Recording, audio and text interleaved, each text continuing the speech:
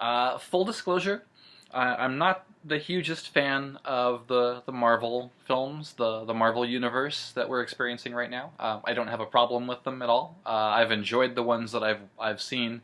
I haven't really had a huge desire to see any of them again, but it's totally subjective. Um, Having said that, I really appreciate these films for what they represent and what they have done in terms of defining unspoken, maybe even unconscious rules um, in terms of how we experience pop culture cinema, which, in my humble opinion, is we're basically watching the creation of a new mythology happen in front of us, and we're doing it consciously. You know, we are selecting with our attention and with our money these iconic scenarios and character archetypes um, that will become franchises, that will become stories that we want to have told to us over and over again.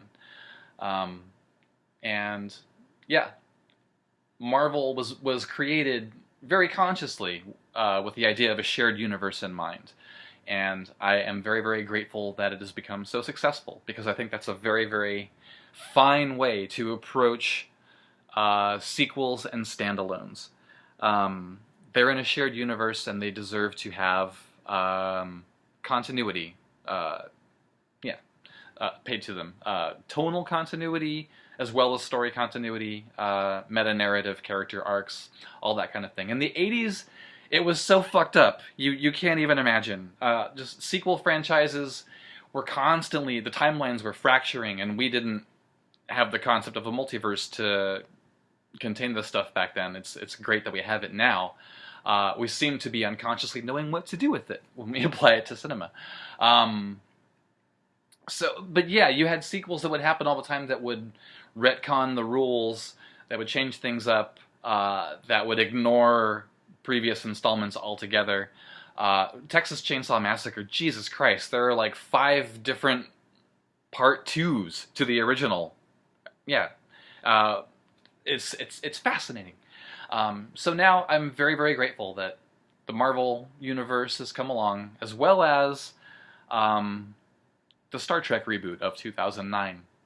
2 very significant game-changing films that kind of wrote the rules down for the first time. Star Trek, of course, establishing that a reboot is literally an alternate universe.